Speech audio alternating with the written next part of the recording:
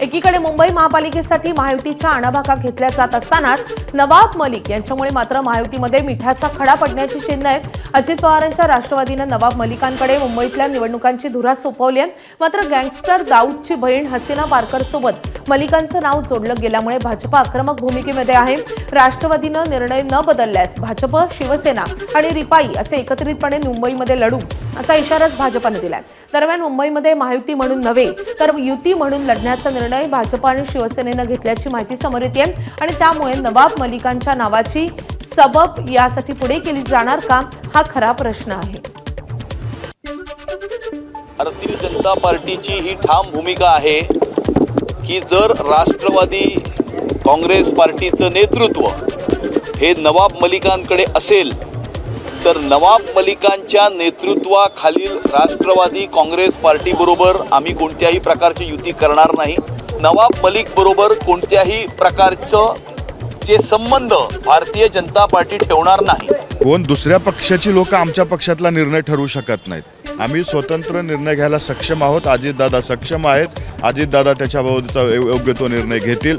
दुसरे कोण काय सांगते म्हणून आम्ही निर्णय नाही घेणार। तर आमचा पक्ष कोण त्या ठिकाणी चांगल्या पद्धतीने वाढवू शकतो, पक्षाला कोण पुढे घेऊन जाऊ शकतो, अशा व्यक्तीच्या हातामध्ये पक्षाचं नेतृत्व दिलं जाईल। त्याच्यामुळं आमच्या पक्षाबद्दल चिंता बाकीच्यानं करू नये। दरम्यान भाजपसोबतच शिवसेनेचाही नवाब मलिकांच्या विरोधात स्पष्ट विरोध असल्याचं स्पष्ट झालंय। भाजपनं जर एखादा योग्य निर्णय घेतला असेल तर नैसर्गिक युती म्हणून त्याचं समर्थन करणं ही आमची जबाबदारी आहे असं शिवसेनेचे नेते उदय सामंत यांनी व्यक्त केलंय। तर एकनाथ शिंदेचे निर्णय घेतात तो निर्णय आम्हाला मान्य आहे असंही त्यांनी सांगितलंय। दरम्यान राष्ट्रवादीकडून प्रवक्ते काही वक्तव्य करत असले तरी नवाब मलिक, अजित पवार, तटकरेंसारखे मोठे नेते अद्याप मौन बाळगून असल्याचंच दिसतंय। ही भूमिका आमची देखील राहणार आहे, कारण शेवटी भाजपाने एखादा जर योग्य निर्णय घेतलेला असेल तर त्याचं समर्थन करणं हे नैसर्गिक युती म्हणून आमची देखील जबाबदारी आहे। परंतु मगाशीच जे मी सांगितलं की पूर्ण युतीचे अधिकार जे आहेत ते माननीय शिंदेसाहेबांना आहेत आणि शिंदेसाहेब योग्य तो निर्णय घेतील। आमच्याकडे काय आमच्याकडनं 2-4 लोकांनी तिकीटं फायनल करायची, 3-4 लोकांनी अजून काही वाटाघाटी करायचा अशातला भाग नाही। स्वतः एकनाथ शिंदेसाहेबच निर्णय घेतात आणि तो निर्णय आम्हाला सगळ्यांना मान्य आहे। भाजपसोबतच शिवसेनेचाही नवाब मलिकांना विरोध असल्याचं दिसतंय।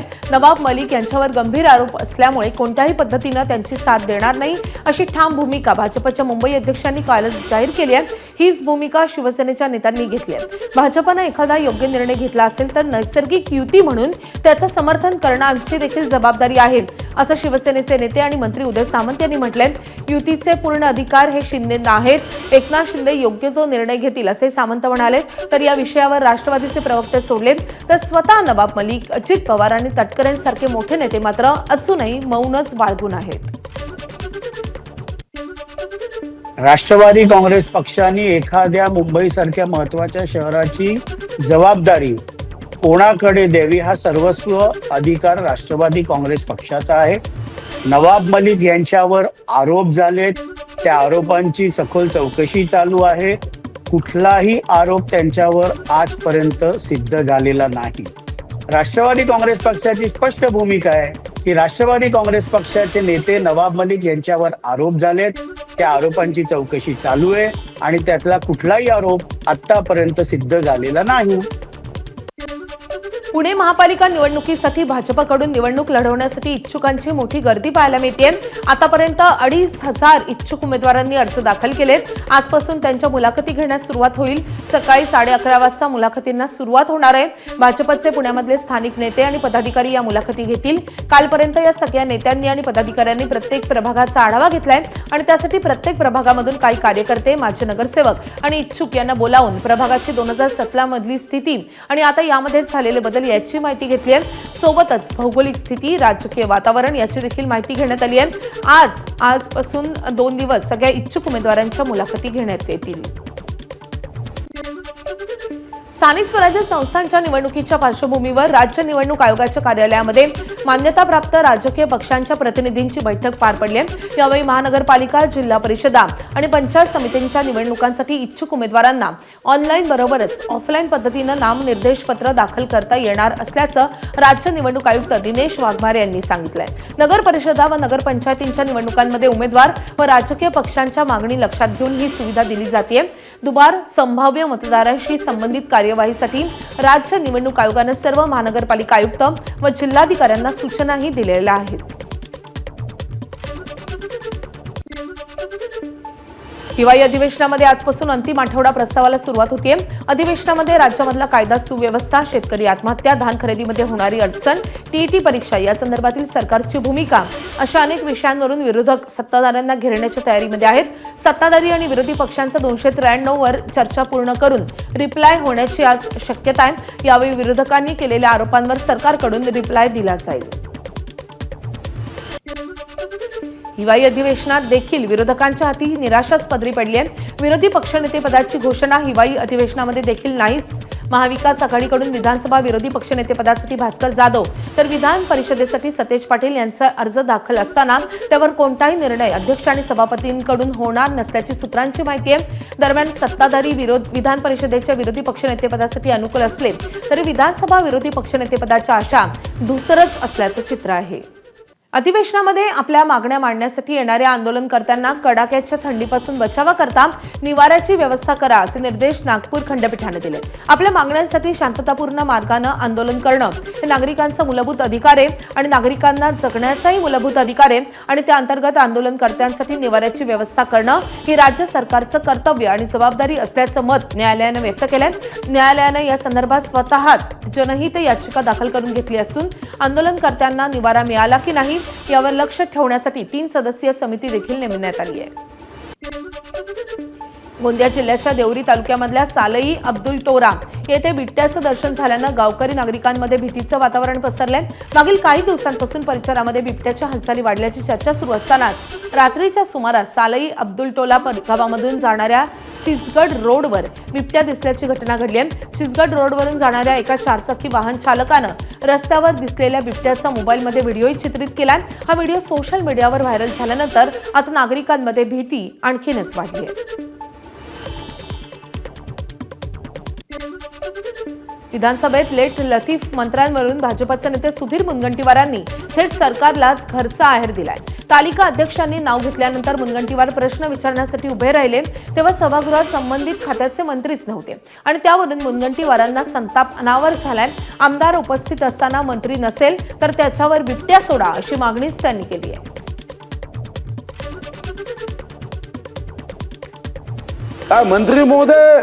मंत्री महोदय आणण्याची जबाबदारी आमची नाही आहे, तुमची आहे। मंत्री महोदय आणण्याची जबाबदारी आम्ही आपले उपस्थित आहोत।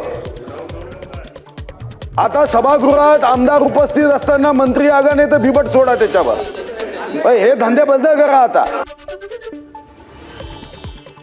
दरम्यान आमदार रवी राणा यांनी बिबट्या पाळीव प्राण्याचा दर्जा देण्याची मागणी केली आणि त्यावर विजय वडेट्टीवारांनी खोचक पलटवार केलाय। पाळीव प्राण्याचा बिबट्याला दर्जा द्या आणि ते पोसण्याची सगळ्यांना परवानगी द्या। जर त्याला लहानपणापासून जर पालनपोषण केलं तर तो माणसाळला जाईल, त्याचं संरक्षण पण होईल आणि मोठ्या प्रमाणात बिबटे जसे खतरनाक कुत्रे वेगवेगळ्या जातीचे घरामध्ये पाळतात त्यापेक्षा मला वाटतं बिबट्या चांगला आहे। पहिले रवी राणाच्याच घरी 4-5 बिबटे ठेवले पाहिजे आणि त्याला सांगितलं पाहिजे की तू आणि तुझ्या फॅमिलीने मिळून जेवढे मेंबर असतील सगळ्यांनी एक बिबट्या पोसा आणि त्यानंतर मग दुसऱ्याला अनुभव सांगा की तो पाळीव प्राणी आहे की हिंस्र प्राणी आहे। हे मग बच्चू कडूंचा अनुभव घेऊन बाकीच्या सत्ताधारी आमदारांच्याकडे त्यांच्या म्हणण्यानुसार मग 2-2 बिबट्यांचं वाटप करावं व उर्वरित राहिलेच तर मग त्याचा विचार आम्ही करू। राज्य विधिमंडळाच्या हिवाळी अधिवेशनामध्ये सीबीएसई बोर्डाच्या अभ्यासक्रमात छत्रपती शिवाजी महाराजांचा इतिहास अवघ्या 68 शब्दामध्ये मांडण्यावरून राजकीय वाद पेटलाय। पदवीधर अपक्ष आमदार सत्यजित तांबेंनी विधान परिषदेमध्ये तीव्र संताप व्यक्त करत राज्य सरकारनं याकडे लक्ष देण्याची मागणी केली आहे। या विषयावर चर्चा करण्यासाठी वारंवार सभागृहात प्रश्न मांडावे लागतात, हे शालेय शिक्षण विभागाचं अपयश आहे असं म्हटलं तर चुकीचं ठरणार नाही अशा शब्दामध्ये तांबेंनी सरकारला फैलावर घेतलंय। छत्रपती शिवाजी महाराजांच्या जीवनावर CBSEच्या अभ्यासक्रमामध्ये 1ली ते 12वीमध्ये या पूर्ण 1ली ते 12वीच्या अभ्यासक्रमात फक्त 68 शब्दांवर छत्रपती शिवाजी महाराजांवर अभ्यासक्रम असणं हीच पहिलं तर सर्वात खेदाची बाब आपल्या सगळ्या या देशातील नागरिकांच्या दृष्टीने आहे. आपल्या महाराष्ट्राचं आराध्य दैवत असलेले छत्रपती शिवाजी महाराजांचा इतिहास जर देश पातळीवर जाऊ शकत नसेल, मला असं वाटत होतं की राज्य शासनाने तयार करून सिलेबस हा CBSEला द्यायला पाहिजे होता. तर तुम्ही जर 68 शब्दांमध्ये छत्रपती शिवाजी महाराज सांगतायत तर आम्ही तुम्हाला छत्रपती शिवाजी महाराज काय आहे ते लिहून देतो आणि तुम्ही ते तुमच्या CBSEच्या अभ्यासक्रमामध्ये समावेश करा. 2200 ते किंवा 2500 शब्दामध्ये आपण त्या ठिकाणी छत्रपतींचा इतिहासात आपण त्यामध्ये मांडू शकत नाही. अजून याचा कसा वाढवता येईल याचा प्रयत्न देखील त्या ठिकाणी सरकारच्या वतीनं चालू आहे की आपल्याला स्वतःला घेऊन त्या ठिकाणी आपण दिल्लीला जाऊ, परंतु मी जवळजवळ 2 ते 3दा आपली वेळ मागितली. आपलं शेड्यूल एवढं व्यस्त असते, तुम्ही किती व्यस्त असले तरी मी तुम्हाला स्वतः घेऊन जाणार हे पुन्हा एकदा सभागृहात सांगतो. आम्ही येणं गरजेचं आहे का नाही तो नंतरचा मुद्दा आहे. मंत्री महोदयांनी सोडा, तुमच्या शालेय शिक्षण विभागाचा साधा क्लर्क सुद्धा तुम्ही दिल्लीला पाठवला नाही आणि ज्या 2200 शब्दांची तुम्ही या ठिकाणी उल्लेख करताय राईज ऑफ मराठा, याच्यामध्ये या पूर्ण 2200 शब्दांमध्ये छत्रपती शिवाजी महाराजांवर किती शब्द आहे ह्याचा देखील अभ्यास केला पाहिजे. कोणीतरी अधिकारी तुम्हाला काहीतरी उत्तर लिहून देतात आणि त्याच्यावर तुम्ही इथं उत्तर सभागृहात देतात, हे अत्यंत चुकीचं आहे. केंद्रीय लोकसेवा आयोगाकडून घेण्यात येणाऱ्या कोणत्याही परीक्षांना बसणाऱ्या ज्या उमेदवारांमध्ये 40% किंवा त्याहून अधिक प्रमाणित दिव्यांगत्व असेल अशा उमेदवारांना त्यांच्या पसंतीचे परीक्षा केंद्र देण्यात येईल अशी महत्त्वाची घोषणा शुक्रवारी केंद्रीय लोकसेवा आयोगानं केली आहे. ही सुविधा आयोगाकडून जेवढ्या परीक्षा घेतल्या जातात त्या सर्व परीक्षांना लागू असेल. दिव्यांगांना अधिकाधिक UPSCच्या परीक्षांना बसता यावं या उद्देशानं हा महत्त्वाचा निर्णय घेतल्याचं UPSCचे अध्यक्ष अजय कुमार यांनी सांगितले. दिव्यांग उमेदवारांना भेडसावणाऱ्या प्रवासाच्या किंवा अन्य समस्या लक्षात घेऊन हा निर्णय घेण्यात आला आहे. गेल्या काही दिवसांपासून नाशिकमधला तपोवन वृक्षतोडीचा मुद्दा राज्यात गाजतोय. कुंभमेळ्यासाठी तपोवनमधली शेकडो वृक्ष तोडण्याचा निर्णय प्रशासनानं घेतलाय. मात्र वृक्षतोडीला पर्यावरणप्रेमी आणि राजकीय पक्षांनी विरोध केलाय आणि त्यासाठी आंदोलनही करण्यात आले. त्यामुळे आता राष्ट्रीय हरित लवादानं तपोवनमधील वृक्षतोडीला स्थगिती दिली आहे. वृक्षतोडीसाठी हरित लवादानं 15 जानेवारीपर्यंतची स्थगिती दिली आहे. कायदेशीर प्रक्रिया पूर्ण होईपर्यंत वृक्षतोडीला स्थगिती देत असल्याचं राष्ट्रीय हरित लवादानं म्हटलंय. NGT नक्की काय म्हटलंय? वृक्ष तोडायचेच नाहीत असं म्हटलंय की काही प्रक्रिया पूर्ण करेपर्यंत ही स्थगिती आहे? एक गोष्ट याच्यामध्ये आपण लक्षात घेतली पाहिजे की हा काही अंतिम न्यायनिवाडा नाही आहे, हा एक अंतरिम आदेश आहे.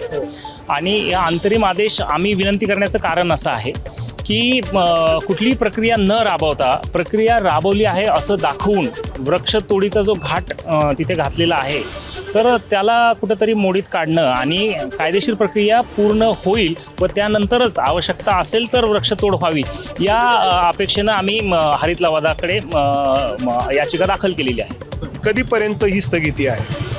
तुर्तास तरी पुढची तारीख ही 15 जानेवारी दिलेली आहे, त्यामुळे 15 जानेवारीपर्यंत तर ही स्थगिती आहेच आहे. तपोवनामधल्या जागेवरच साधुग्राम उभं राहावं अशी भूमिका महंत सुधीरदास पुजारी यांनी मांडलेली होती. मात्र आता त्र्यंबकेश्वरच्या आनंद आखाड्याचे महंत गणेश बाबा यांनी तपोवनाला भेट देऊन पर्यावरण प्रेमींच्या लढ्याला पाठिंबा दिलाय. तपोवनामधली झाडं तोडू नयेत, वृक्ष तोडण्याचा अट्टहास कुणाचाही नाही, साधू अनुष्ठान झाडाखाली किंवा अंतरावरूनही करू शकतात अशी भूमिका मांडल्यामुळे साधूंमध्ये 2 गट पडल्याची शक्यता आहे. याआधीच निर्वाणी आखाड्याचे महंत सुधीरदास पुजारी यांनी साधुग्राम आहे त्याच ठिकाणी होईल अशी भूमिका मांडलेली होती. माजी केंद्रीय गृहमंत्री आणि काँग्रेसचे ज्येष्ठ नेते शिवराज पाटील चाकूरकर यांच्या पार्थिवावर आज अंत्यसंस्कार केले जाणार आहेत. लातूर शहराजवळील वरवंटी शिवारामध्ये सकाळी 11 वाजता अंत्यसंस्कार केले जातील. काँग्रेस अध्यक्ष मल्लिकार्जुन खरगे, लोकसभेचे अध्यक्ष ओम बिर्ला, शरद पवार आणि जयंत पाटील अंत्यदर्शनासाठी उपस्थित राहणार असून राहुल गांधी देखील अंत्यदर्शनासाठी येण्याची शक्यता आहे. ABP माझा, उघडा डोळे बघा नीट.